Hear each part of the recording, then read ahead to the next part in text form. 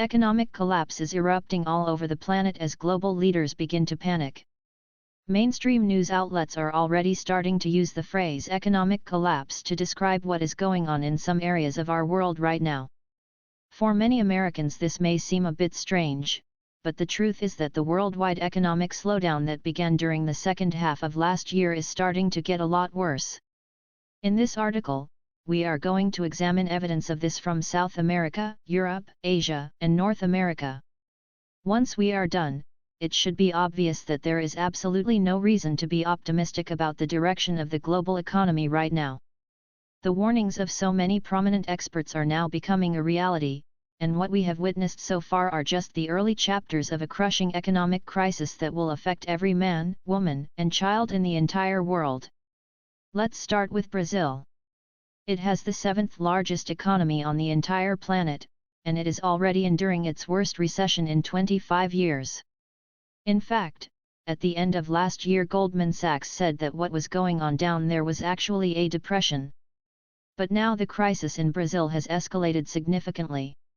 I want to share with you an excerpt from a recent article entitled "Brazil, Economic Collapse Worse Than Feared."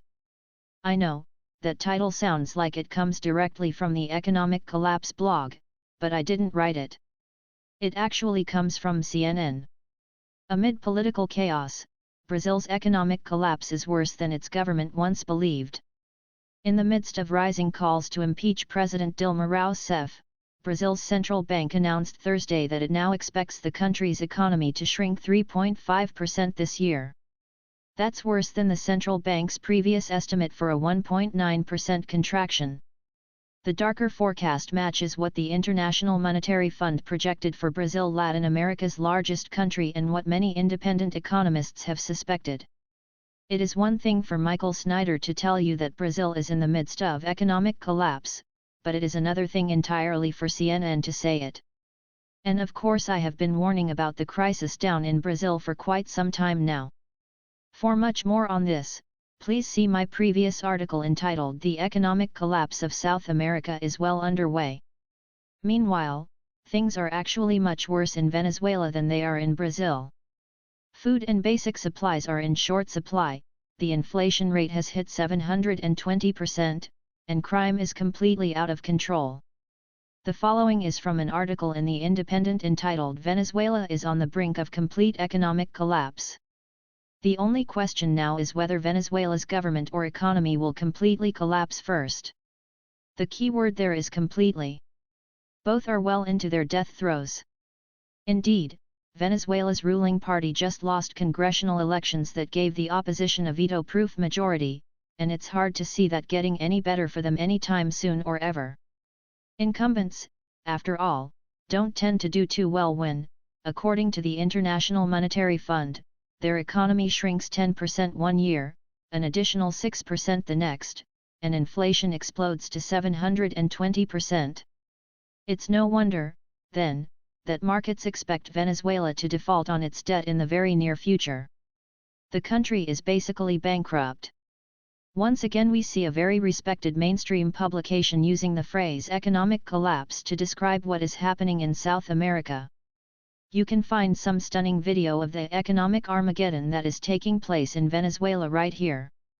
I would encourage you to watch that video, because what is happening down there will eventually be happening here. Meanwhile, over in Europe the collapse of the Italian banking system has entered a disturbing new chapter. Italy's finance minister has called a meeting in Rome for Monday that will be focusing on a last resort bailout plan for the troubled banks. Finance Minister Pier Carlo Padoan has called a meeting in Rome on Monday with executives from Italy's largest financial institutions to agree final details of a last resort bailout plan. Yet on the eve of that gathering, concerns remain as to whether the plan will be sufficient to ring-fence the weakest of Italy's large banks, Monte dei Paschi di Siena, from contagion, according to people involved in the talks. Italian bank shares have lost almost half their value so far this year amid investor worries over a Euro 360 billion pile of non-performing loans equivalent to about a fifth of GDP. Lenders' profitability has been hit by a crippling three-year recession. As Italy descends into financial chaos, the rest of the continent better be paying attention. Do you remember how hard it was for the rest of Europe to rescue Greece? Well, Greece has the 44th largest economy on the planet. Italy has the 8th. It would be hard to overstate the seriousness of what is going on over in Europe, and it is not just Italy we are talking about. All over the continent major banks are in deep trouble, and the chairman of France's second largest retail bank recently told reporters that I am much more worried than I was in 2009. And there is very good reason for concern. On Sunday, we learned that a major bail-in had just been announced for one of Austria's most prominent banks. The following comes from Zero Hedge. And then today, following a decision by the Austrian banking regulator, the Finanzmarktaufsicht, or Financial Market Authority, Austria officially became the first European country to use a new law under the framework imposed by the European Recovery and Resolution Directive to share losses of a failed bank with senior creditors as it slashed the value of debt owed by HITA Asset Resolution AG. The highlights from the announcement. Today, the Austrian Financial Market Authority, FMA, in its function as the resolution authority pursuant to the Bank Recovery and Resolution Act, BASAG Bundesgesetz über die Sanierung und Abwicklung von Banken, has issued the key features for the further steps for the resolution of HETA Asset Resolution AG.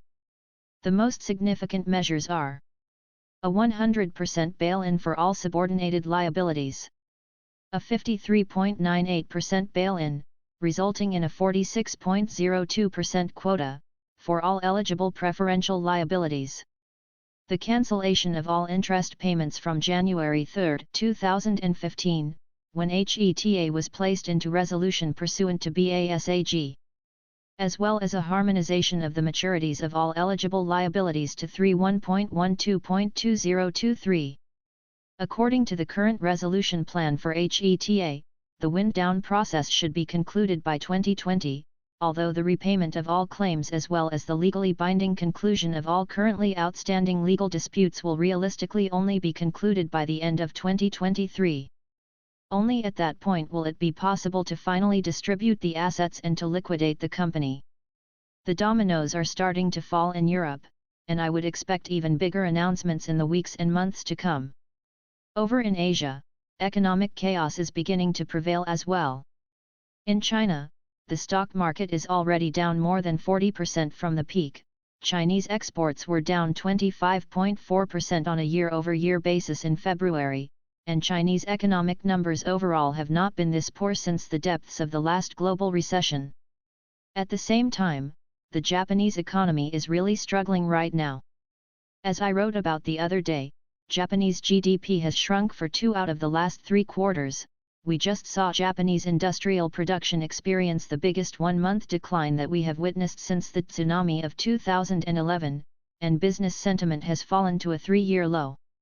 The Nikkei has dropped by about 5,000 points from where it was last summer, and some analysts believe that Japanese markets are being destroyed due to massive intervention by the Bank of Japan.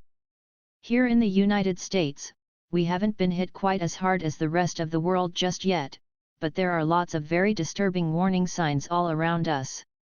At the end of last week, we learned that it is being projected that U.S. GDP will have grown by just 0.1 or 0.2% during the first quarter of 2016. And on Monday corporate earnings reporting season begins, and it is expected to be a very, very bad one. The following comes from Business Insider. We are about to get confirmation that earnings growth for America's biggest companies was negative in the first quarter, compared to the same period a year ago. When aluminum giant Alcoa releases its results on Monday, it will mark the unofficial start of the heaviest reporting season for S&P 500 companies. The final scoreboard is expected to show a 9.1% earnings drop for the quarter, according to FactSet senior earnings analyst John Butters. If these projections turn out to be accurate, it will be the 4th quarter in a row of earnings declines. This is something that we never see outside of a recession. And for a whole bunch more numbers which indicate that the US economy is in very serious trouble, please see my previous article entitled 19 Facts That Prove Things in America Are Worse Than They Were 6 months ago. Of course, I am just another voice in the crowd when it comes to predicting that the US economy is headed for rough times. For example, just check out what Societe Generale economist Albert Edwards is saying. A tidal wave is coming to the US economy, according to Albert Edwards, and when it crashes it's going to throw the economy into recession. The profit recession facing American corporations is going to lead to a collapse in corporate credit. Despite risk assets enjoying a few weeks in the sun, our fail-safe recession indicator has stopped flashing amber and turned to red. He continued. Whole economy profits never normally fall this deeply without a recession unfolding.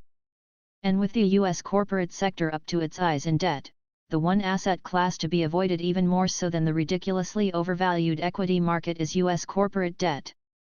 The economy will surely be swept away by a tidal wave of corporate default. As you can see, it isn't just one nation or one region of the world that we need to be concerned about. Economic chaos is erupting literally all over the planet, and global leaders are starting to panic. Unfortunately, they have had 7 years to try to fix things since the last global recession, and they didn't get the job done.